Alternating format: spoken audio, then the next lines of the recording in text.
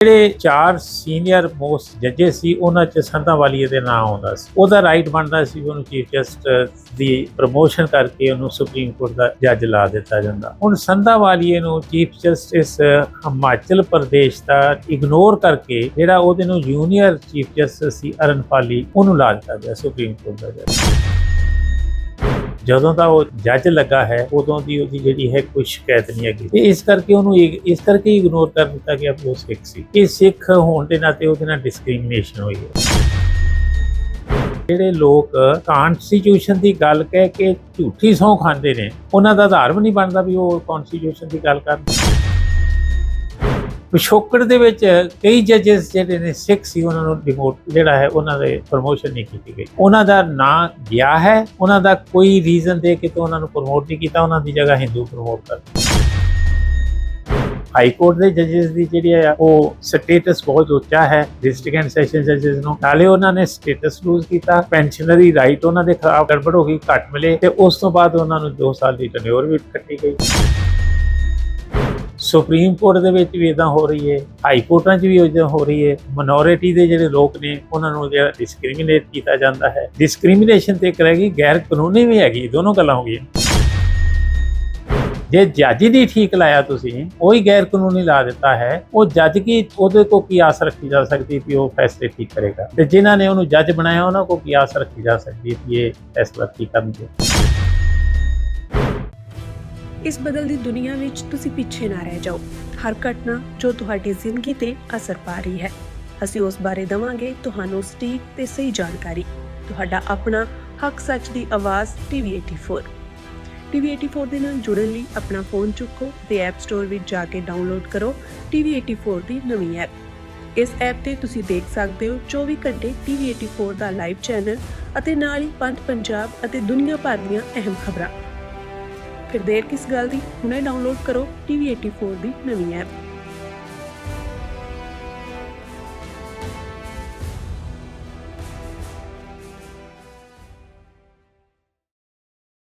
ਹਾਲ ਦੇ ਵਿੱਚ ਵਖਰੇਵੇਂ ਦੇ ਨਾਲ ਜੁੜਦਾ ਹੋਇਆ ਇੱਕ ਮਾਮਲਾ ਨਿਕਲ ਕੇ ਸਾਹਮਣੇ ਆਇਆ। ਉਹ ਪੰਜਾਬ ਹਰਿਆਣਾ ਹਾਈ ਕੋਰਟ ਦੇ ਨਾਲ ਸੰਬੰਧਿਤ ਹੈ ਕਿ ਪੰਜਾਬ ਹਰਿਆਣਾ ਹਾਈ ਕੋਰਟ ਦੇ ਚੀਫ ਜਸਟਿਸ ਗੁਰਮੀਤ ਸਿੰਘ ਸੰਧਾਵਾਲੀਆ ਜੋ ਕਿ ਸਿੱਖ ਪਰਿਵਾਰ ਦੇ ਨਾਲ ਸੰਬੰਧਿਤ ਨੇ, ਤਾਂ ਸੁਪਰੀਮ ਕੋਰਟ ਦੇ ਵਿੱਚ 4 ਜਿਹੜੇ ਜੱਜ ਨੇ ਅਪੁਆਇੰਟ ਕੀਤੇ ਗਏ ਨੇ ਔਰ ਇਸ ਨੂੰ ਲੈ ਕੇ तमाम ਸਾਰੇ ਵਖਰੇਵੇਂ ਦੇ ਸੰਬੰਧ ਵਿੱਚ ਜਿਹੜੇ ਸਵਾਲੀਆ ਚਿੰਨ੍ਹ ਖੜੇ ਹੋਏ ਨੇ। ਉਹ ਸੀਨੀਅਰ ਵਕੀਲ ਅਮਰ ਸਿੰਘ ਚਾਲ ਉਹਨਾਂ ਨੇ ਸਵਾਲੀਆ ਚਿੰਨ੍ਹ ਖੜੇ ਕੀਤੇ ਨੇ ਔਰ ਇਹ ਮਸਲਾ ਦਿਨ ਬਾ ਦਿਨ ਉੱਭਰਦਾ ਹੋਇਆ ਸਾਹਮਣੇ ਆ ਰਿਹਾ। ਇਸ ਨੂੰ ਲੈ ਕੇ ਗੱਲਬਾਤ ਕਰਾਂਗੇ, ਪੂਰਾ ਘਟਨਾਕ੍ਰਮ ਕੀ ਹੈ, ਇਹਦੇ ਵਿੱਚ तमाम ਸਾਰੀਆਂ ਜਿਹੜੀਆਂ ਚੀਜ਼ਾਂ ਜਾਣਕਾਰੀ ਹਿੱਤ ਨੇ ਉਹਨਾਂ ਦੇ ਬਾਬਤ ਵੀ ਜਾਣਕਾਰੀ ਲੈਣ ਦਾ ਯਤਨ ਕਰਦੇ ਹਾਂ। ਸਵਾਗਤ ਹੈ ਜੀ ਸਭ ਤੋਂ ਪਹਿਲਾਂ। ਬਹੁਤ ਬਹੁਤ ਮਿਹਰਬਾਨੀ। ਚਲ ਸਭ ਤੋਂ ਪਹਿਲਾਂ ਤਾਂ ਇਹ ਦੱਸੋ ਕਿ ਅਸਲ ਦੇ ਵਿੱਚ ਇਹ ਜਿਹੜੇ ਗੰਭੀਰ ਮਾਮਲੇ ਦੇ ਬਾਬਤ ਤੁਸੀਂ ਟਿੱਪਣੀ ਕੀਤੀ ਹੈ ਜਾਂ ਜ਼ਿਕਰ ਹੋ ਰਿਹਾ ਹੈ, ਇਹ ਅਸਲ ਦੇ ਵਿੱਚ ਪੂਰਾ ਘਟਨਾਕ੍ਰਮ ਕੀ ਹੈ ਜੀ? ਘਟਨਾਕ੍ਰਮ ਇਸ ਤਰ੍ਹਾਂ ਜੀ, ਸਾਡੇ Punjab and Haryana high court ਦੇ ਜੱਜਿਸ ਸਨ ਕੁਛ, ਜਿਨ੍ਹਾਂ ਤੋਂ 2 ਜੱਜਿਸ ਦਾ ਜਿਹੜਾ ਹੈ ਅਸੀਂ ਇਹਨੂੰ ਤੁਹਾਨੂੰ ਹਵਾਲਾ ਦੇਵਾਂਗੇ। ਇੱਕ ਹੈਗੇ ਸੀ ਗੁਰਮੀਤ ਸਿੰਘ ਸੰਧਾਵਾਲੀਆ, ਦੂਜੇ ਹੈਗੇ ਸਨ ਅਰਨਪਾਲੀ ਜੀ। ਇਹਨਾਂ ਦੀ ਜਿਹੜੀ 2014 'ਚ ਸੀਨੀਅਰਿਟੀ ਸੀ ਤਾਂ ਉਹਨਾਂ ਦੀ ਸੰਧਾਵਾਲੀਆ ਜਿਹੜਾ ਸੀ ਇਹ 11 ਪੁਆਇੰਟ ਉੱਪਰ ਸੀ ਇਹਦੇ ਤੋਂ, ਮਤਲਬ ਸੰਧਾਵਾਲੀਆ ਤੋਂ 12ਵੀਂ ਜਗ੍ਹਾ ਇਹ ਆਉਂਦਾ ਸੀ ਤੇ ਅਰਨਪਾਲੀ ਜੀ ਜੂਨੀਅਰ ਸੀ। ਇਹਨਾਂ ਦੋਨਾਂ ਨੂੰ ਪਿਛਲੇ ਕੁਝ ਸਮੇਂ ਤੇ ਸੰਧਾਵਾਲੀਆ ਨੂੰ ਜਿਹੜਾ ਸੀ ਪਹਿਲੇ ਰਿਕਮੈਂਡ ਕੀਤਾ ਗਿਆ ਵੀ ਇਹਨੂੰ ਆਂਧਰਾ ਪ੍ਰਦੇਸ਼ ਦਾ ਚੀਫ ਜਸਟਿਸ ਲਾ ਦਿੱਤਾ ਜਾਂਦਾ ਹੈ। ਉੱਥੋਂ ਦੀ ਸਟੇਟ ਗੌਰਮੈਂਟ ਨੇ ਕਿਹਾ ਵੀ ਅਸੀਂ ਇਹਨੂੰ ਐਕਸੈਪਟ ਨਹੀਂ ਕਰਦੇ, ਕੋਈ ਪੋਲੀਟੀਕਲੀ ਰੀਜ਼ਨ ਕਰਕੇ ਉਹਨਾਂ ਨੂੰ ਨਹੀਂ ਉੱਥੇ ਮੰਨਿਆ, ਉਹਨਾਂ ਨੂੰ ਚੁੱਕ ਕੇ ਜਿਹੜਾ ਜੀ ਹਿਮਾਚਲ ਪ੍ਰਦੇਸ਼ ਦਾ ਚੀਫ ਜਸਟਿਸ ਲਾ ਦਿੱਤਾ ਗਿਆ ਕਈ ਦੇਰ ਤੋਂ ਬਾਅਦ। ਉਹਦੇ ਨਾਲ ਹੀ ਅਰਨਪਾਲੀ ਜਿਹੜਾ ਸੀ ਇਹਨੂੰ ਜੰਮੂ ਐਂਡ ਕਸ਼ਮੀਰ ਤੇ ਲਦਾਖ ਦਾ ਚੀਫ ਜਸਟਿਸ ਲਾ ਦਿੱਤਾ ਗਿਆ। ਸੰਧਾਵਾਲੀਆ ਚੀਫ ਜਸਟਿਸ ਦੇ ਤੌਰ ਤੇ ਸੀਨੀਅਰ ਸੀ ਅਰਨਪਾਲੀ ਨੂੰ। ਸੀਨੀਅਰ ਹੋਣ ਕਰਕੇ ਸਾਡੇ ਪਿਛਲੇ ਕੁਝ ਸਮੇਂ ਤੋਂ ਜਿਹੜੀ ਸੁਪਰੀਮ ਕੋਰਟ ਨੇ ਇਹ ਫੈਸਲਾ ਕੀਤਾ ਹੈ ਕਿ ਜਿਹੜੇ ਸੀਨੀਅਰ ਮੋਸਟ ਚੀਫ ਜਸਟਿਸ ਹੋਣਗੇ ਹਾਈ ਕੋਰਟ ਦੇ ਉਹਨਾਂ ਨੂੰ ਸੁਪਰੀਮ ਕੋਰਟ ਦਾ ਜੱਜ ਲਾ ਦਿੱਤਾ ਜਾਏਗਾ। ਸਾਡੇ ਹੁਣ ਜਿਹੜਾ ਝਗੜਾ ਇੱਥੋਂ ਕਿੱਥੋਂ ਪਿਆ ਹੈ ਕਿ ਇਹਨਾਂ ਨੇ 4 ਚੀਫ ਜਸਟਿਸ ਜਿਹੜੇ ਨੇ ਹਾਈ ਕੋਰਟਾਂ ਦੇ ਉਹਨਾਂ ਨੂੰ ਪ੍ਰਮੋਟ ਕਰਕੇ ਜਿਹੜਾ ਹੈ ਸੁਪਰੀਮ ਕੋਰਟ ਦੇ ਜੱਜਿਸ ਲਾਏ ਨੇ ਤੇ ਇੱਕ ਐਡਵੋਕੇਟ ਨਾਲ ਲੇਡੀ ਆ ਉਹਨੂੰ ਲਾਇਆ ਹੈ। ਜਿਹੜੇ 4 ਸੀਨੀਅਰ ਮੋਸਟ ਜੱਜਿਸ ਸੀ ਉਹਨਾਂ 'ਚ ਸੰਧਾਵਾਲੀਆ ਦੇ ਨਾਂ ਆਉਂਦਾ ਸੀ। ਠੀਕ ਹੈ ਜੀ, ਉਹਦਾ ਰਾਈਟ ਬਣਦਾ ਸੀ ਉਹਨੂੰ ਚੀਫ ਜਸਟਿਸ ਦੀ ਪ੍ਰਮੋਸ਼ਨ ਕਰਕੇ ਉਹਨੂੰ ਸੁਪਰੀਮ ਕੋਰਟ ਦਾ ਜੱਜ ਲਾ ਦਿੱਤਾ ਜਾਂਦਾ। ਸੁਪਰੀਮ ਕੋਰਟ ਜੱਜ ਜਿਹੜਾ ਹੈ ਉਹਦੀ 65 ਸਾਲ ਦੀ ਉਮਰ ਹੁੰਦੀ ਹੈ ਰਿਟਾਇਰਮੈਂਟ। ਜਿਹੜਾ ਹਾਈ ਕੋਰਟ ਦਾ ਚੀਫ ਜਸਟਿਸ ਨੇ ਚਾਹੇ ਜੱਜਿਸ ਨੇ ਉਹਨਾਂ ਦੀ 62 ਸਾਲ ਦੀ ਹੁੰਦੀ ਹੈ। ਇੱਕ ਤਾਂ ਪ੍ਰਮੋਸ਼ਨ ਨਾਲ ਵੱਡੀ ਪੋਸਟ ਮਿਲ ਗਈ, ਦੂਜਾ 3 ਸਾਲ ਦਾ ਟੈਨਿਓਰ ਮਿਲ ਗਿਆ, ਵਾਧੂ ਮਿਲ ਗਿਆ ਨਾ ਜੀ। 62 ਦੀ ਜਗ੍ਹਾ 65 ਸਾਲ ਦੀ ਉਮਰ ਹੋ ਗਈ। ਇਸ ਕਰਕੇ ਇਹ ਜਿਹੜਾ ਸੀ ਹੁਣ ਸੰਧਾਵਾਲੀਆ ਨੂੰ ਚੀਫ ਜਸਟਿਸ ਹਿਮਾਚਲ ਪ੍ਰਦੇਸ਼ ਦਾ ਇਗਨੋਰ ਕਰਕੇ ਜਿਹੜਾ ਉਹਦੇ ਨੂੰ ਜੂਨੀਅਰ ਚੀਫ ਜਸਟਿਸ ਸੀ ਅਰਨਪਾਲੀ ਉਹਨੂੰ ਲਾ ਦਿੱਤਾ ਗਿਆ ਸੁਪਰੀਮ ਕੋਰਟ ਦਾ ਜੱਜ। ਇਹ ਗੱਲ ਜਦੋਂ ਸਾਡੇ ਨੋਟਿਸ ਆਈ ਵੀ ਇਹ ਗੱਲ ਹੋ ਗਈ ਹੈ, ਅਸੀਂ ਇਹ ਕੱਲ ਪ੍ਰੈਜ਼ੀਡੈਂਟ ਆਫ ਇੰਡੀਆ ਨੂੰ, ਪ੍ਰਾਈਮ ਮਿਨਿਸਟਰ ਨੂੰ, ਲਾ minister of India, chief justice ਨੂੰ, ਕਿਉਂਕਿ ਚੀਫ ਜਸਟਿਸ ਜਿਹੜਾ ਇੱਕ ਪਾਰਟੀ ਹੈ ਇਹਦੇ ਲਈ ਰਿਕਮੈਂਡ ਕਰ ਲਈ, ਕੋਲਜੀਅਮ ਦਾ ਉਹ ਹੈਡ ਹੁੰਦਾ ਜਿਹੜੇ ਰਿਕਮੈਂਡ ਕਰਦੇ ਨੇ ਵੀ ਇਹ ਚੀਫ ਜਸਟਿਸ ਜਿਹੜੇ ਨੇ ਫਲਾਣੀ ਹਾਈ ਕੋਰਟ ਦੇ ਇਹਨਾਂ ਨੂੰ ਪ੍ਰਮੋਟ ਕਰ ਦਿਓ ਤੇ ਸੁਪਰੀਮ ਕੋਰਟ ਦੇ ਜੱਜਿਸ ਲਾ ਲਓ। ਇੱਕ ਉਹਨਾਂ ਨੂੰ ਭੇਜਿਆ। ਉਸ ਤੋਂ ਬਾਅਦ ਅਸੀਂ ਜਿਹੜਾ ਹੈ ਕੁਝ ਪੋਲੀਟੀਕਲ ਪਾਰਟੀ ਨੂੰ ਭੇਜਿਆ ਹੈ, ਜਿਸ ਤਰ੍ਹਾਂ ਹੈ ਇਹ ਜਿਹੜੇ ਆਪਣੇ ਅਕਾਲੀ ਦਲ ਨੇ ਕੁਛ ਉਹਨਾਂ ਨੂੰ ਭੇਜਿਆ ਹੈ। ਇਸ ਤੋਂ ਇਲਾਵਾ ਜਿਹੜਾ ਸ਼੍ਰੋਮਣੀ ਗੁਰਦੁਆਰਾ ਪ੍ਰਬੰਧਕ ਕਮੇਟੀ ਦਾ ਪ੍ਰਧਾਨ ਜਿਹੜਾ ਉਹਨਾਂ ਨੂੰ ਭੇਜਿਆ ਹੈ, ਉਹ ਵੀ ਐਡਵੋਕੇਟ ਨੇ। ਇਸ ਤੋਂ ਇਲਾਵਾ ਅਸੀਂ ਜਿਹੜੇ ਨੇ ਅਕਾਲ ਤਖਤ ਦੇ ਜਥੇਦਾਰ ਸਾਹਿਬ ਯਾਨੀ ਕੁਲਦੀਪ ਸਿੰਘ ਗੜਗੱਜ ਉਹਨਾਂ ਨੂੰ ਭੇਜਿਆ ਹੈ। ਜਿਹੜੇ ਗਿਆਨੀ ਹਰਪ੍ਰੀਤ ਸਿੰਘ ਨੇ ਅਕਾਲੀ ਦਲ ਜਿਹੜੀ ਹੈ ਸਰਵਾਈਵਲ ਜਿਹੜੇ ਉਹਨਾਂ ਨੂੰ ਭੇਜਿਆ ਹੈ। ਸੋ ਡਿਫਰੈਂਟ ਨੂੰ ਅਸੀਂ ਭੇਜਿਆ ਹੈ ਕਿ ਇਹ ਸਿੱਖ ਹੋਣ ਦੇ ਨਾਤੇ ਉਹਨੂੰ ਇਗਨੋਰ ਕੀਤਾ ਗਿਆ ਸੰਧਾਵਾਲੀਆ ਨੂੰ, ਜਦੋਂ ਕਿ ਉਹਦਾ ਕੰਮ ਦੇ ਵਿੱਚ ਕੋਈ ਕਸੂਰ ਨਹੀਂ। ਓਨੈਸਟ ਉਹ ਹੈ, ਹਾਰਡ ਵਰਕਿੰਗ ਉਹ ਹੈ। ਜਦੋਂ ਦਾ ਉਹ ਜੱਜ ਲੱਗਾ ਹੈ ਉਦੋਂ ਦੀ ਉਹਦੀ ਜਿਹੜੀ ਹੈ ਕੋਈ ਸ਼ਿਕਾਇਤ ਨਹੀਂ ਹੈਗੀ ਸੀ ਤੇ ਇਸ ਕਰਕੇ ਉਹਨੂੰ ਇਸ ਕਰਕੇ ਇਗਨੋਰ ਕਰ ਦਿੱਤਾ ਗਿਆ ਵੀ ਉਹ ਸਿੱਖ ਸੀ। ਇਹ ਸਿੱਖ ਹੋਣ ਦੇ ਨਾਤੇ ਉਹਦੇ ਨਾਲ ਡਿਸਕ੍ਰਿਮੀਨੇਸ਼ਨ ਹੋਈ ਹੈ। ਡਿਸਕ੍ਰਿਮੀਨੇਸ਼ਨ ਹੋਣ ਦੇ ਨਾਤੇ ਦੂਜੀ ਗੱਲ ਹੋਈ ਵੀ ਜਿਹੜੇ ਸੱਜਣ ਕਾਨਸਟੀਟਿਊਸ਼ਨ ਦੀ ਸਹੁੰ ਖਾਂਦੇ ਨੇ ਕਿ ਅਸੀਂ ਕਾਨਸਟੀਟਿਊਸ਼ਨ ਆਫ ਇੰਡੀਆ ਦੇ ਅਨੁਸਾਰ ਕੰਮ ਕਰਾਂਗੇ। ਚੀਫ ਜਸਟਿਸ ਜਿਹੜਾ ਹੈ, ਹਾਈ ਕੋਰਟ ਦੇ ਜੱਜਿਸ ਜਿਹੜੇ ਨੇ ਜਾਂ ਸੁਪਰੀਮ ਕੋਰਟ ਦੇ ਜੱਜਿਸ ਨੇ, ਜਿਹੜੇ ਚੀਫ ਜਸਟਿਸ ਜਿਹੜੇ ਨੇ ਡਿਫਰੈਂਟ ਹਾਈ ਕੋਰਟ ਤੇ, ਉਹਨਾਂ ਨੂੰ ਸਹੁੰ ਖਾਣੀ ਪੈਂਦੀ ਵੀ ਅਸੀਂ ਐਜ਼ ਪਰ ਕਾਨਸਟੀਟਿਊਸ਼ਨ ਦੇ ਲੋਕਾਂ ਨੂੰ ਇਨਸਾਫ ਦੇਵਾਂਗੇ। ਉਹਨਾਂ ਨੇ ਸਹੁੰ ਖਾਧੀ ਵੀ ਕਾਨਸਟੀਟਿਊਸ਼ਨ ਦੀ ਅਸੀਂ ਜਿਹੜੀ ਰਾਖੀ ਕਰਾਂਗੇ ਉਹਦੇ ਅਨੁਸਾਰ 'ਚ ਕਰਾਂਗੇ। ਜਦੋਂ ਉਹਨਾਂ ਨੇ ਇਹ ਗਲਤ ਆਦਮੀਆਂ ਨੂੰ ਸਹੁੰ ਦਵਾ ਦਿੱਤੀ ਤੇ ਸਹੁੰ ਪਾ ਦਿੱਤੀ ਹੈ, ਗਲਤ ਆਦਮੀ ਹੋ ਗਿਆ, ਅਰਨਪਾਲੀ ਹੋ ਗਿਆ। ਉਹਦਾ ਰਾਈਟ ਨਹੀਂ ਸੀ ਬਣਦਾ ਕਾਨਸਟੀਟਿਊਸ਼ਨ ਦੇ ਤੌਰ ਤੇ ਵੀ ਮੈਂ ਸੁਪਰੀਮ ਕੋਰਟ ਦਾ ਜੱਜ ਲਾਵਾਂ। ਉਹਨੂੰ ਸਹੁੰ ਚੁੱਕ ਕੇ ਖਵਾ ਦਿੱਤੀ, ਸਹੁੰ ਖਵਾਈ ਜਿਹੜੀ ਹੈ ਚੀਫ ਜਸਟਿਸ ਆਫ ਇੰਡੀਆ ਨੇ। ਇਹਦਾ ਮਤਲਬ ਆ ਜਿਹੜੇ ਲੋਕ ਕਾਨਸਟੀਟਿਊਸ਼ਨ ਦੀ ਗੱਲ ਕਹਿ ਕੇ ਝੂਠੀ ਸਹੁੰ ਖਾਂਦੇ ਨੇ ਉਹਨਾਂ ਦਾ ਆਧਾਰ ਵੀ ਨਹੀਂ ਬਣਦਾ ਵੀ ਉਹ ਕਾਨਸਟੀਟਿਊਸ਼ਨ ਦੀ ਗੱਲ ਕਰਨ। ਉਹ ਦੋ ਤਰ੍ਹਾਂ ਜਿਹੜਾ ਹੈ ਉਹਨਾਂ ਨੇ ਗਲਤੀ ਕਰ ਲਈ। ਕਿ ਤੁਸੀਂ ਕਹਿੰਦੇ ਹੋ ਕਿ ਇਹਦੇ ਵਿੱਚ ਸਿੱਖ ਹੋਣ ਕਰਕੇ ਵਖਰੇਵਾ ਕੀਤਾ ਗਿਆ, ਕੀ ਲੱਗਦਾ ਕਿ ਕਿਸੇ ਤਰ੍ਹਾਂ ਦਾ ਕੋਈ ਪੋਲੀਟੀਕਲ ਪ੍ਰੈਸ਼ਰ ਵੀ ਨਜ਼ਰ ਆ ਰਿਹਾ ਜੀ ਇਹਦੇ ਵਿੱਚ? ਦੇਖੋ, ਪੋਲੀਟੀਕਲ ਪ੍ਰੈਸ਼ਰ ਜਿਹੜਾ ਹੋਵੇ ਚਾਹੇ ਕੁਛ ਹੋਵੇ, ਗਲਤ ਗੱਲ ਹੋਈ ਹੈ, ਗੈਰ ਕਾਨੂੰਨੀ ਹੋਈ ਹੈ, ਕਾਨਸਟੀਟਿਊਸ਼ਨ ਦੇ ਖਿਲਾਫ ਹੋਈ ਹੈ। ਸੋ ਪੋਲੀਟੀਕਲ ਪ੍ਰੈਸ਼ਰ ਦਾ ਜਿਹੜਾ ਉਹਨੂੰ ਅਸੀਂ ਤੇ ਇੱਕ ਇਮੈਜਿਨ ਕਿਉਂ ਕਰਦੇ ਹਾਂ? ਇਮੈਜਿਨ ਕਰਨ ਦੀ ਜਗ੍ਹਾ ਅਸੀਂ ਬਿਲਕੁਲ ਕਾਨੂੰਨੀ ਤੌਰ ਤੇ ਜਿਹੜੀ ਗੱਲ ਸਾਨੂੰ ਕਾਨੂੰਨ ਦੱਸਦਾ ਹੈ ਉਹ ਕਰ ਦਿੱਤੀ ਹੈ। ਪੋਲੀਟੀਕਲ ਪ੍ਰੈਸ਼ਰ ਹੋਵੇ ਤਾਂ ਵੀ ਨਹੀਂ ਸੀ ਉਹਨਾਂ ਨੂੰ ਕਰਨਾ ਚਾਹੀਦਾ, ਤਾਂ ਵੀ ਨਹੀਂ ਸੀ ਮੰਨਣਾ ਚਾਹੀਦਾ ਵੀ ਅਸੀਂ ਗੈਰ ਕਾਨੂੰਨੀ ਨਹੀਂ ਕਰਨੀ, ਕਿਉਂਕਿ ਅਸੀਂ ਕਾਨਸਟੀਟਿਊਸ਼ਨ ਦੀ ਸਹੁੰ ਖਾਧੀ ਆ ਵੀ ਅਸੀਂ ਕਾਨਸਟੀਟਿਊਸ਼ਨ ਅਨੁਸਾਰ ਗੱਲ ਕਰਾਂਗੇ, ਇਨਸਾਫ ਕਰਾਂਗੇ। ਤੇ ਇੱਕ ਜੂਨੀਅਰ ਚੀਫ ਜਸਟਿਸ ਨੂੰ ਸੁਪਰੀਮ ਕੋਰਟ ਦਾ ਜੱਜ ਲਾ ਦੇਣਾ ਇਹ ਗੈਰ ਕਾਨੂੰਨੀ ਕੀਤੀ ਹੈ, ਕਾਨਸਟੀਟਿਊਸ਼ਨ ਦੀ ਹੱਦ ਤੱਕ ਕੀਤੀ ਹੈ। ਇਸ ਕਰਕੇ ਉਹਨਾਂ ਦੇ ਖਿਲਾਫ ਸਾਨੂੰ ਇਹ ਲਿਖਣਾ ਪਿਆ। ਖਿਲਾਫ ਨਹੀਂ ਲਿਖਣਾ, ਅਸੀਂ ਬਿਲਕੁਲ ਠੀਕ ਲਿਖਿਆ ਹੈ। ਇਹ ਹੁਣ ਉਹਨਾਂ ਤੱਕ ਜਿਹੜੀ ਗੱਲ ਹੈ, ਜਦੋਂ ਚਿੱਠੀਆਂ ਉਹਨਾਂ ਨੂੰ ਕੱਲ੍ਹ ਜਾਂ ਪਰਸੋਂ ਪਹੁੰਚ ਜਾਣਗੀਆਂ, ਕੱਲ੍ਹ ਅਸੀਂ ਪ੍ਰੈਸ ਦੇ ਵਿੱਚ ਵੀ ਦੇ ਦਿੱਤਾ ਹੈ, ਪੋਲੀਟੀਕਲ ਸਿਸਟਮ 'ਚ ਵੀ ਅਸੀਂ ਇਹਨੂੰ ਜਿਹੜਾ ਹੈ ਕਰ ਲਿਆ। ਇਹ ਅਸੀਂ ਸਾਨੂੰ ਇਸ ਕਰਕੇ ਵੀ ਇਹ ਕਰਨਾ ਪਿਆ ਵੀ ਪਿਛੋਕੜ ਦੇ ਵਿੱਚ ਕਈ ਜੱਜਿਸ ਜਿਹੜੇ ਨੇ ਸਿੱਖ ਸੀ, ਉਹਨਾਂ ਨੂੰ ਡਿਮੋਟ ਜਿਹੜਾ ਹੈ ਉਹਨਾਂ ਦੇ ਪ੍ਰਮੋਸ਼ਨ ਨਹੀਂ ਕੀਤੀ ਗਈ।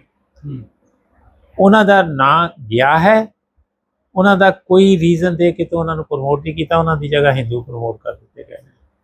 ਇਸ ਤੋਂ ਪਹਿਲਾਂ ਵੀ ਹੋਇਆ? ਇਸ ਤੋਂ ਪਹਿਲੇ ਵੀ ਹੋਏ ਨੇ।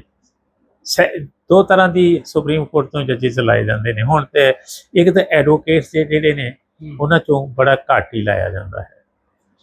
ਹੁਣ ਜਿਹੜੀ ਗੱਲ ਹੈਗੀ ਹੈ ਸਿਰਫ ਤੇ ਸਿਰਫ ਜਿਹੜੇ ਹਾਈ ਕੋਰਟ ਦੇ ਜੱਜਿਸ ਲੱਗਦੇ ਨੇ, ਚਾਹੇ ਐਡਵੋਕੇਟ ਚੋਂ ਲੱਗਦੇ ਨੇ, ਚਾਹੇ senior most district and session ਜੱਜ ਹੁੰਦੇ ਜਿਹੜੇ, ਉਹਨਾਂ ਨੂੰ ਪ੍ਰਮੋਟ ਕੀਤਾ ਜਾਂਦਾ।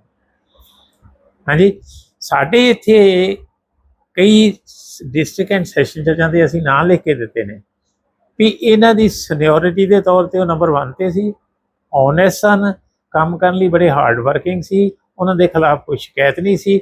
ਉਹਨਾਂ ਦੇ ਨਾਂ ਇਗਨੋਰ ਕਰਕੇ ਉਹਨਾਂ ਦੀ ਜਗ੍ਹਾ ਹਿੰਦੂ ਪ੍ਰਮੋਟ ਕਰ ਦਿੱਤੇ ਗਏ। ਤੇ ਜਿਹੜਾ ਹੁਣ ਉੱਥੇ ਫਿਰ ਆ ਗਿਆ ਜਿਹੜਾ ਡਿਸਟ੍ਰਿਕਟ ਐਂਡ ਸੈਸ਼ਨ ਜੱਜ ਆ, ਉਹਦੀ ਸਰਵਿਸ ਟੈਨਿਓਰ ਪਹਿਲੇ 58 ਸਾਲ ਤੱਕ ਹੁੰਦੀ ਸੀ, ਫਿਰ ਇਹਨਾਂ ਨੇ 60 ਸਾਲ ਕਰ ਦਿੱਤੀ ਹੈ। ਤੇ ਜਿਹੜਾ ਹਾਈ ਕੋਰਟ ਦਾ ਜੱਜ ਉਹਦੀ 62 ਸਾਲ ਹੈ, 2 ਸਾਲ ਦੀ ਉਹਦੀ ਸਰਵਿਸ ਗਈ, ਨਾਲੇ ਪ੍ਰਮੋਸ਼ਨ ਗਈ।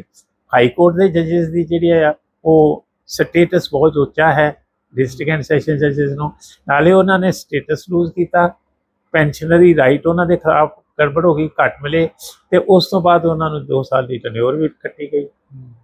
ਜਿਹੜਾ ਹੁਣ ਹਾਈ ਕੋਰਟ ਦਾ ਜੱਜ ਰਿਟਾਇਰ ਹੁੰਦਾ ਹੈ ਉਹਨੂੰ ਡਿਫਰੈਂਟ ਕਾਰਪੋਰੇਟ ਸਿਸਟਮ ਦੇ ਚਾਹੇ ਕੋਈ ਕਮਿਸ਼ਨਾਂ ਦੇ ਚੇਅਰਮੈਨ ਲਾਉਂਦੇ ਨੇ। ਹਾਂਜੀ, ਤੇ ਡਿਸਟ੍ਰਿਕਟ ਜੱਜ ਜਿਹੜਾ ਉਹ ਨਹੀਂ ਲੱਗ ਸਕਦਾ, ਉਹ ਮੈਂਬਰ ਲੱਗੇਗਾ ਕਿਸੇ ਕਿਸੇ ਜਿਹੜੇ ਹੈਗੇ ਨੇ ਕਮਿਸ਼ਨ ਵਗੈਰਾ, ਉਹ ਵੀ ਉਹਨਾਂ ਦਾ ਰਾਈਟ ਜਾਂਦਾ। ਹੁਣ ਜੇ ਜਿਸ ਤਰ੍ਹਾਂ ਹਿਊਮਨ ਰਾਈਟਸ ਕਮਿਸ਼ਨ ਹੈ, ਹਿਊਮਨ ਰਾਈਟਸ ਕਮਿਸ਼ਨ ਦਾ ਜਿਹੜਾ ਹੈ ਇਹ ਮੈਂਬਰ ਲੱਗਣਾ, ਉਹਦੀ 1 ਕੁਆਲੀਫਿਕੇਸ਼ਨ ਹੈ ਵੀ ਉਹ ਹਾਈ ਕੋਰਟ ਦਾ ਜੱਜ ਰਿਟਾਇਰ ਹੋਵੇ, ਉਹਦੀ 5 ਸਾਲ ਦੀ ਟੈਨਿਓਰ ਹੋ ਜਾਂਦੀ, ਮਤਲਬ 62 ਸਾਲ ਦੀ ਉੱਥੋਂ ਰਿਟਾਇਰ ਹੋ ਗਿਆ, 5 ਸਾਲ ਉਹਨੂੰ ਹੋਰ ਮਿਲ ਕੇ 67 ਸਾਲ ਹੋ ਗਏ, ਬੈਨੀਫਿਟਸ ਉਹਨੂੰ ਸਾਰੇ ਦੇ ਦਿੰਦੇ ਨੇ। ਹਾਂਜੀ, ਤੇ ਉਹ ਵੀ ਉਹਦਾ ਚਾਂਸ ਗਿਆ। ਮਤਲਬ ਇੱਕ ਗਲਤ ਤਰੀਕੇ ਦੇ ਨਾਲ ਪ੍ਰਮੋਸ਼ਨ ਰੋਕੀ ਗਈ ਜਿਹੜੀ ਹੈਗੀ ਹੈ, ਉਹਦੇ ਨਾਲ ਉਹਦੇ ਕੈਰੀਅਰ ਤੇ ਕਿੰਨਾ ਫਰਕ ਪੈਂਦਾ। ਸਾਡੇ ਇੱਥੇ ਐਗਜ਼ਾਮਪਲ ਅਸੀਂ ਦਿੱਤੀ ਸੀ, ਸਾਡੇ ਇੱਥੇ HS ਭੱਲਾ ਹੁੰਦਾ ਸੀ ਡਿਸਟ੍ਰਿਕਟ ਐਂਡ ਸੈਸ਼ਨ ਜੱਜ, ਇੱਕ ਹੁੰਦਾ ਸੀ RS ਮਦਾਨ ਹਰਿਆਣੇ cadre the C district and session ਜੱਜ। ਇਹ ਦੋਨੋਂ ਸਿੱਖ ਸਨ। ਇਹਨਾਂ ਦੀ ਜਦੋਂ ਟਰਨ ਆਈ ਇਹ ਹਾਈ ਕੋਰਟ ਦੇ ਜੱਜ ਬਣ ਗਈ, ਇਹਨਾਂ ਦੇ ਨਾਂ ਨਹੀਂ ਰਿਕਮੈਂਡ ਕੀਤੇ ਗਏ ਸਿੱਖ ਹੋਣ ਦਾ, ਤੇ ਇਹਨਾਂ ਦੀ ਜਗ੍ਹਾ ਹਿੰਦੂਆਂ ਦੇ ਨਾਂ ਕਰ ਦਿੱਤੇ ਗਏ। ਉਹ ਦੋਨੋਂ ਪ੍ਰਮੋਟ ਹੋ ਕੇ ਹਾਈ ਕੋਰਟ ਦੇ ਜੱਜ ਹੋ ਗਏ ਤੇ ਇਹਨਾਂ ਨੂੰ ਇਗਨੋਰ ਕਰ ਦਿੱਤਾ ਗਿਆ। ਇਹਨਾਂ ਨੂੰ ਫਿਰ ਦੁਬਾਰਾ 2 ਸਾਲ ਜਾਂ 1.5 ਸਾਲ ਬਾਅਦ ਜਦੋਂ ਦੁਬਾਰਾ ਰਿਕਮੈਂਡੇਸ਼ਨ ਆਈ, ਉਦੋਂ ਇਹਨਾਂ ਦਾ ਨਾਂ ਰਿਕਮੈਂਡ ਕੀਤਾ ਗਿਆ ਤੇ ਫਿਰ ਇਹਨਾਂ ਨੂੰ ਲਾਇਆ। ਮਤਲਬ 2 ਸਾਲ ਦੀ ਤੇ ਉਹਨਾਂ ਦੀ ਜਿਹੜੀ tenure as a high court ਦੇ ਜੱਜ ਸੀ ਨਾ, ਉਹ ਨੁਕਸਾਨਮੰਦ ਹੋਈ ਨਾ ਜੀ ਉਹਨਾਂ ਨੂੰ। ਇਸ ਕਰਕੇ ਇਸ ਤਰ੍ਹਾਂ ਦੀ ਇਹ ਡਿਸਕ੍ਰਿਮੀਨੇਸ਼ਨ ਜਿਹੜੀ ਹੈ ਇਹ ਪਿੱਛੇ ਹੁੰਦੀ ਆਈ ਹੈ। ਇਹਨੂੰ ਅਸੀਂ ਚੈੱਕ ਕਰਨ ਲਈ ਇਹ ਰਿਪਰੈਜ਼ੈਂਟੇਸ਼ਨ ਦਿੱਤੀ ਹੈ ਤਾਂ ਕਿ ਅੱਗੇ ਤੋਂ ਇਸ ਤਰ੍ਹਾਂ ਦੀ ਗੱਲ ਹੋਏ, ਜੇ ਹੋਏਗੀ ਤਾਂ ਉਹਦਾ ਲਈ ਜਿਹੜਾ ਹੈ ਪੋਲੀਟੀਕਲੀ ਇਹ ਜਦੋਂ ਸਰਕਲ 'ਚ ਰੌਲਾ ਪਏਗਾ ਵੀ ਸੁਪਰੀਮ ਕੋਰਟ ਦੇ ਵਿੱਚ ਵੀ ਇੱਦਾਂ ਹੋ ਰਹੀ ਹੈ, ਹਾਈ ਕੋਰਟਾਂ 'ਚ ਵੀ ਇੱਦਾਂ ਹੋ ਰਹੀ ਹੈ, ਮਿਨੋਰਿਟੀ ਦੇ ਜਿਹੜੇ ਲੋਕ ਨੇ ਉਹਨਾਂ ਨੂੰ ਜਿਹੜਾ ਡਿਸਕ੍ਰਿਮੀਨੇਟ ਕੀਤਾ ਜਾਂਦਾ ਹੈ। ਡਿਸਕ੍ਰਿਮੀਨੇਸ਼ਨ ਤੇ ਇੱਕ ਰਹਿ ਗਈ, ਗੈਰ ਕਾਨੂੰਨੀ ਵੀ ਹੈਗੀ, ਦੋਨੋਂ ਗੱਲਾਂ ਹੋ ਗਈਆਂ।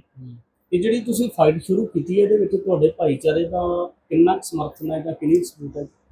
ਭਾਈਚਾਰੇ ਨੂੰ ਕੀ ਕਰਨਾ ਜੀ, ਸਾਡੇ ਦੇ ਹੁਣ ਸਾਡੇ ਜਿਹੜਾ ਹੈ ਦੇਖੋ ਇਹ 21 ਵਕੀਲਾਂ ਨੇ ਦੱਸੋ ਕੀਤੇ ਨੇ ਜੀ, ਸਾਰੇ ਵਕੀਲ ਜਿਹੜੇ ਨੇ ਬੜੇ ਪਾਇਦਾਰ ਨੇ।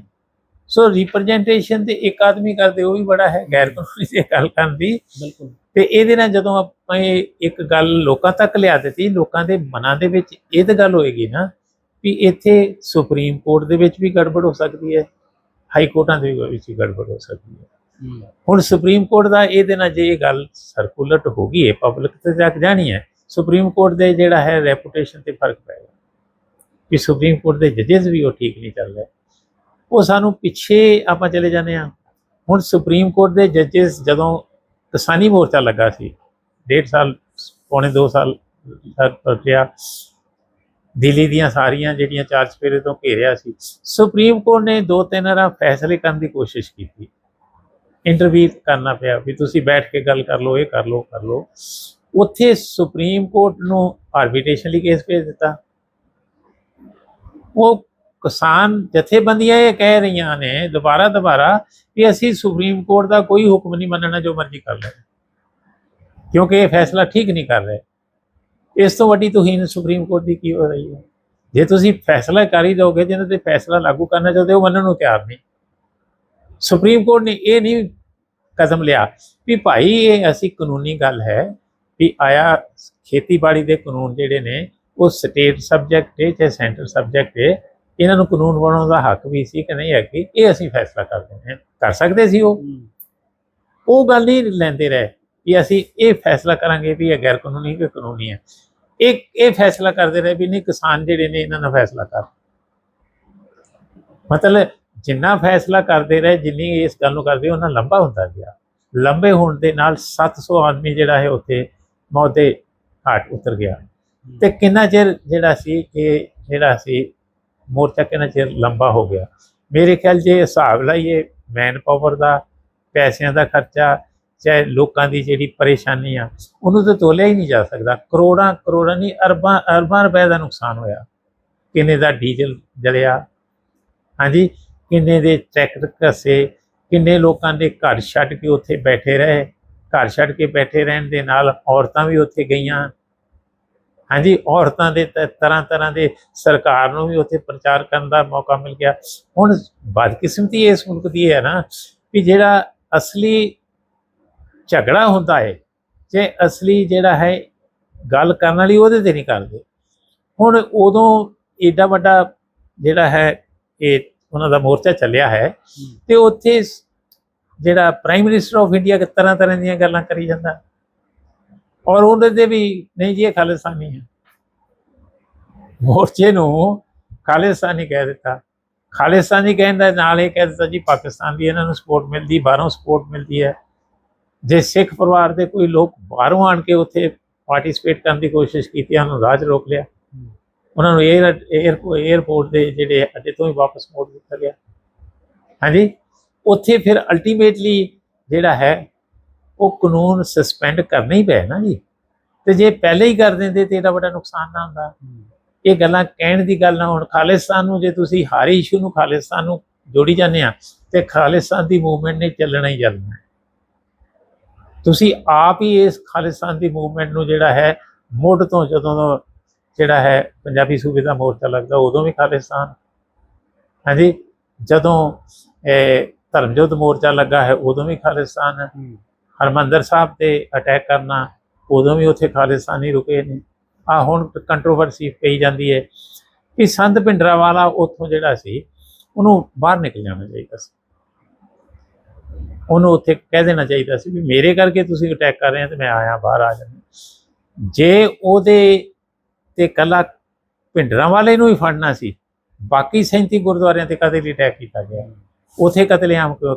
ਕੱਲੇ ਗੁਰਦੁਆਰੇ ਦੇ ਫੈਕਟਸ ਮਿਲਦੇ ਨੇ ਵੀ ਪਟਿਆਲੇ ਇੱਕ ਦੁੱਖ ਨਿਵਾਰਨ ਗੁਰਦੁਆਰੇ 'ਚ ਕਿੰਨੇ ਬੰਦੇ ਮਾਰੇ ਗਏ, ਗੁਰਦੁਆਰੇ ਦੇ ਵਿੱਚ ਜਾ ਕੇ ਮਾਰੇ ਗਏ, ਸਾਰੇ ਨੌਜਵਾਨ ਮਾਰੇ ਗਏ।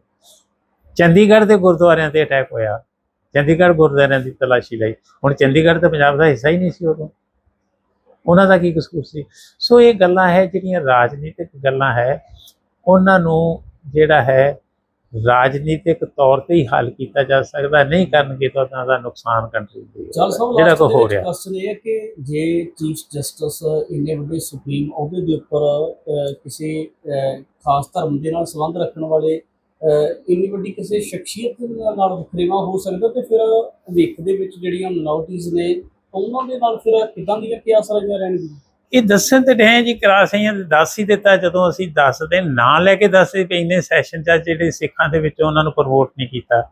ਆਹ ਚੀਫ ਜਸਟਿਸ ਦੀ ਵਾਰੀ ਆਈ। ਹੁਣ 1952 'ਚ ਕਨਸਟੀਟਿਊਸ਼ਨ ਬਣਿਆ, 75 ਸਾਲ ਹੋ ਗਿਆ।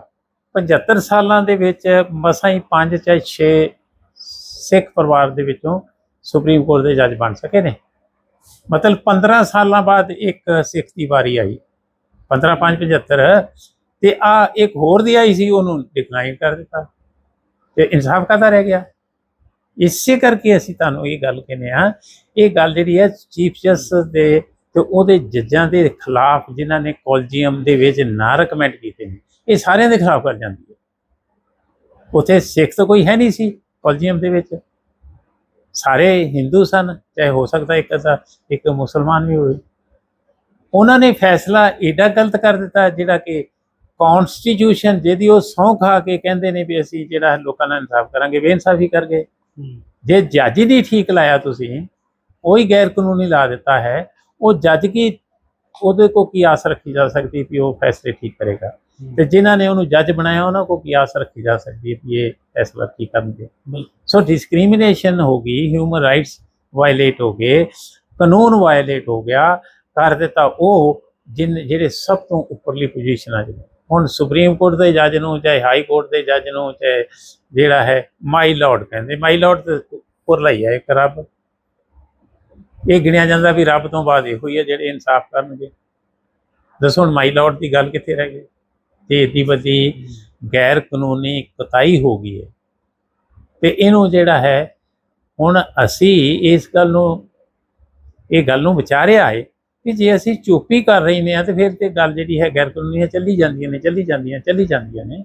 ਰੌਲਾ ਪਾਵਾਂਗੇ ਅਸੀਂ, ਗੱਲ ਜਿਹੜੀ ਹੈ ਕਾਨੂੰਨੀ ਕਰਾਂਗੇ, ਇਹ ਤੇ ਲੋਕਾਂ ਦੇ ਮੱਦੇ ਨਜ਼ਰ ਲਿਆਵਾਂਗੇ ਤੇ ਆਪੇ ਲੋਕਾਂ ਦੇ ਵਿੱਚ ਗੱਲ ਚੱਲੇਗੀ ਵੀ ਇਹ ਤੇ ਬੇਇਨਸਾਫੀਆਂ ਹੋ ਰਹੀਆਂ ਨੇ। ਸੋ ਇਸ ਕਰਕੇ ਅਸੀਂ ਸਾਰਿਆਂ ਦੇ ਇੱਕ ਦਸਤਖਤ ਕਰਾ ਕੇ ਇਨ ਰਾਈਟਿੰਗ ਦੇ ਰਹੇ ਹਾਂ, ਸਾਰਿਆਂ ਨੂੰ ਪੋਸਟ ਕਰ ਦਿੱਤੀਆਂ ਗਈਆਂ ਚਿੱਠੀਆਂ। ਹਾਂਜੀ, ਹੁਣ ਤੁਹਾਡੇ ਰਾਹੀਂ ਅਸੀਂ ਜਿਹੜਾ ਲੋਕਾਂ ਦੇ ਵਿੱਚ ਜਿਹੜਾ ਹੈ ਇਸ ਗੱਲ ਨੂੰ ਲਿਆ ਰਹੇ ਹਾਂ। ਹਾਲ ਦੇ ਵਿੱਚ ਸੰਜੀਦਾ ਮਸਲੇ ਦੇ ਉੱਪਰ ਪ੍ਰਤੀਕਰਮ ਦਿੱਤਾ, ਜਿਹੜੀ ਪ੍ਰਤੀਕਰਮ ਹੈ ਉਹ ਅਮਰ ਸਿੰਘ ਚਾਰਲਸ ਜਿਹੜੇ ਕਿ ਇੱਕ ਸੀਨੀਅਰ ਵਕੀਲ ਨੇ, ਉਹਨਾਂ ਨੇ ਰੱਖੀ ਹੈ ਕਿ ਭਵਿੱਖ ਦੇ ਵਿੱਚ ਬਹੁਤ ਵੱਡੀਆਂ ਚੁਣੌਤੀਆਂ ਇਸ ਤੋਂ ਪਹਿਲਾਂ ਵੀ ਪੈਦਾ ਹੋਈਆਂ ਸੀ ਔਰ ਅੱਗੇ ਵੀ ਹੋਣਗੀਆਂ।